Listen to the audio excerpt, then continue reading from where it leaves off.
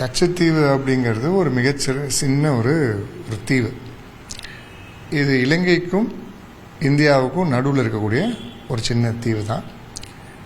இப்போ இந்த தீவை பொறுத்தவரையில் பல ஆண்டுகளாக இந்த தீவுனால பிரச்சனைகள் வந்துக்கிட்டே இருக்குது. இது 1000 ஆண்டுகளுக்கு முன்னாடி, அதாவது 1180 அந்த காலப்பகுதிகளில் இலங்கையில் இதுக்கான பதிவுகள் இருக்குது. அதுக்கு முன்னாடியே பதிவுகள் இந்தியாவில் இருக்கிறதான்னு சொல்கிறாங்க. அப்போ கிட்டத்தட்ட ஒரு 1000 ஆண்டுகளாக இந்த கச்சத்தீவுக்கு ஒரு வரலாறு இருக்குது. அது என்ன வரலாறுங்கிறத நம்ம கொஞ்சம் ஆழமாக பார்க்க வேண்டியிருக்கு. இப்போ அந்த காலத்தில் இந்த மாதிரி நாடுகள் அப்படின்னு தனியாக இல்லாத ஒரு காலத்துலேயும், நேஷன் ஸ்டேட்ஸ் அப்படின்னு இல்லாத காலத்தில், இப்போ இங்கேருந்து போர் எடுத்து அந்த நாட்டுக்கு போகிறவங்க இருக்காங்க, அந்த நாட்டிலேருந்து படையெடுத்து இங்கே வரவங்க இருக்காங்க. அப்போ இந்த மாதிரி நேரங்களில் தீவுகள், தீடைகள் எல்லாம் மிக முக்கியத்துவம் வாய்ந்தவை.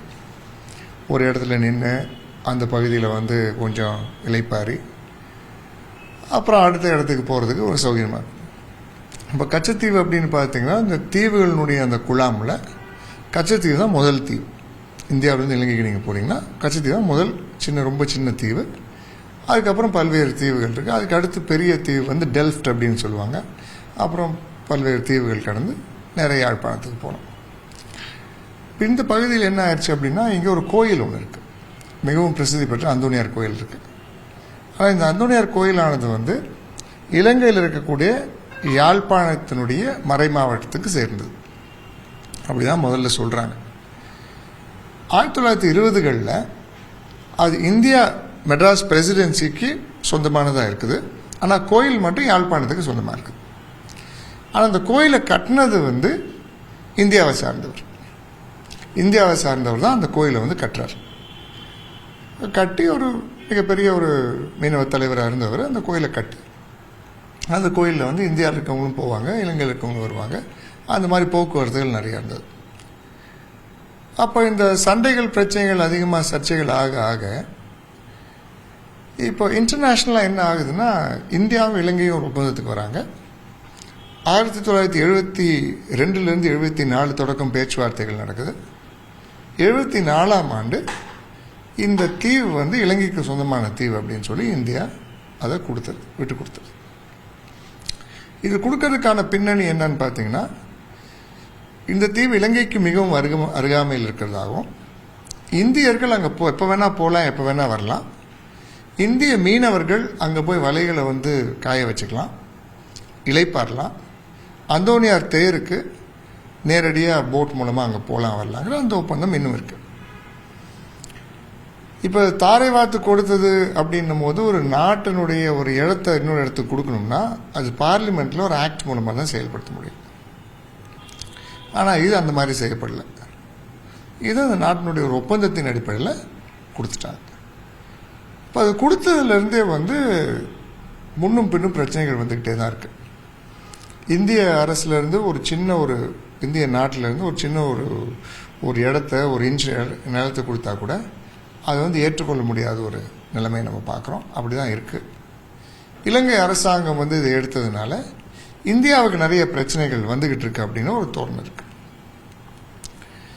இப்போ பிரச்சனைக்கு அடிப்படை என்னன்னா, இந்திய மீனவர்கள் இலங்கைக்கு போகும்பொழுது இலங்கையினுடைய பகுதியில் மீன் பிடிக்கிறாங்க. அதனால இலங்கை அரசு அவங்கள கைது பண்ணுது அப்படிங்கிற ஒரு பேச்சு இருக்குது. இன்னொரு பக்கம் இந்திய மீனவர்கள் என்ன சொல்கிறாங்கன்னா, மீனவனுக்கு கடல் சொந்தம், அப்போது நாங்கள் எங்கே வேணால் போய் மீன் பிடிக்கலாம், அப்போது போய் சேரும்பொழுது அந்த இடத்துல நம்ம போய் மீன் பிடிக்க தான் வேணும் அப்படின்றது இந்தியாவினுடைய ஒரு வாதமாக இருக்குது. அந்த பகுதியானது எப்படின்னு பார்த்தீங்கன்னா, அந்த குடா பகுதின்னு சொல்லுவாங்க இல்லையா, அந்த குடா பகுதியில் நீர்நிலைகள் உள்ள எப்படி இருக்குன்னா, அந்த சூழல்கள் எல்லாம் எப்படி ஆகுது, அங்கே இருக்கக்கூடிய அந்த இயற்கை தன்மை மீன்கள் அதிகமாகிறதுக்கான ஒரு இலகுவான தன்மையாக இருக்குது. அதனால மீன்கள் அங்கே அதிகமாக மீன் பிடி அதிகமாக இருக்கும். அப்போ இங்கேருந்து போய் எடுக்கிறதுக்கும் அங்கே எடுக்கிறதுக்கும் இலங்கை மீனவர்கள் நம்ம இந்திய மீனவர்கள் மாதிரி பெரிய பெரிய ட்ராலர்ஸில் போகிறதில்ல. இந்திய மீனவர்கள் ட்ராலர்ஸில் போகிறாங்க. அப்போது இலங்கை மீனவர்கள் நம்ம மேலே வைக்கக்கூடிய பெரிய குற்றச்சாட்டு என்ன? இந்தியாவிலேருந்து வந்த மீனவர்கள் இங்கே இருக்கக்கூடிய மீன் வளங்கள் எல்லாத்தையும் அடிச்சுட்டு போயிடுறாங்க அப்படின்னு சொல்லி அவங்க வந்து ஒரு பெருங்குற்றச்சாட்டை வைக்கிறாங்க. அதுக்கு இலங்கை அரசு என்ன பண்ணுது?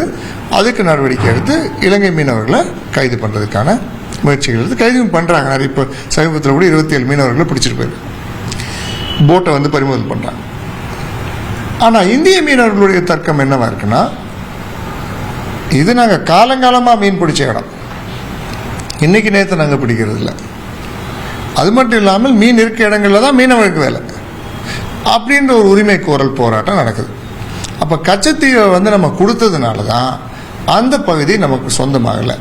இப்போது அந்த கடல் வழி சட்டங்கள் என்ன சொல்லுதுன்னா, ஒரு கடலில் இருந்து ஒரு எல்லையிலிருந்து 4 நாட்டிக்கல் மைல் வந்து அந்த நாட்டுக்கு தான் சொந்தம். அப்போது இந்தியாவிலேயே கச்சத்தீவு இருந்துருந்துச்சுன்னா அதுலேருந்து 4 நாட்டிக்கல் மைலும் இந்தியாவுக்கு தான் சொந்தமாக இருக்கும். இப்போ என்ன ஆயிடுச்சு? கச்சத்தீவுலேருந்து 4 நாட்டிக்கல் மைல் இலங்கைக்கு சொந்தமாயிடுச்சு. இப்போ இங்கே தான் பிரச்சனை. ஆனால் பெரும்பாலும் ஒரு நாட்டினுடைய பகுதியை இன்னொரு நாட்டுக்கு வந்து அவங்க கொடுத்துட்டாங்கன்னா மீண்டும் அதை பெற்றுக்கொள்வது அப்படிங்கிறது அவ்வளோ சாதாரணமான காரியம் இல்லை. அது இன்டர்நேஷ்னல் கன்வென்ஷன்ஸ்குள்ளார போய் வரணும். இன்றைக்கி என்ன பிரச்சனை அப்படின்னா, இன்றைக்கி கடல்லையே வந்து வளங்கள் குறைஞ்சிக்கிட்டு வருது. ஆழ்கடல் மீனவர்கள் அப்படின்னு சொல்லியிருக்காங்க. ஆழ்கடல் மீன் பிடிப்பு அது ஒரு மாதிரி தொழிலாக போய்கிட்டு இருக்கு. அந்த பக்கம் போக முடியாதவங்க இந்த பக்கம் வராங்க.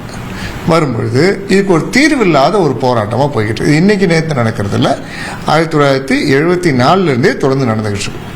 ஆனால் இப்போ இன்டென்ஸாக நடக்கிறதுக்கு என்ன காரணம்னு பார்த்தீங்கன்னா, அதிகமான மீனவர்கள் சிறைப்பிடிக்கப்பட்டு இலங்கையினுடைய சிறையில் இருக்கிறாங்க. இதுக்கு நிரந்தர தீர்வு காணணும் அப்படின்னா பல்வேறு முறைகளில் தீர்வு காணணும். கச்சத்தீவை கொடுக்கறது மட்டும் தீர்வாக மாறிடாது. அது ஒரு வகையான தீர்வு தான். நீங்கள் கச்சத்தீவை நம்ம கொடுத்தாலும் அது பக்கத்தில் பார்த்தீங்கன்னா கச்சத்தீவு அப்படிங்கிறது ஒரு, நான் ஏற்கனவே சொன்ன மாதிரி அந்த குழாம்கள் இருக்குது. அப்போது இந்த பகுதிகளில் பார்த்தீங்கன்னா கச்சத்தீவு அப்படிங்கிறது ஒரு சிறிய ஒரு இடமா இருக்குது. அங்கேருந்து அப்படியே நீங்கள்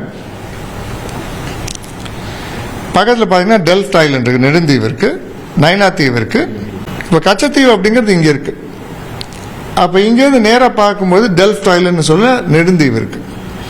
இந்த நெடுந்தீவுலேருந்து நைனா தீவு இருக்குது.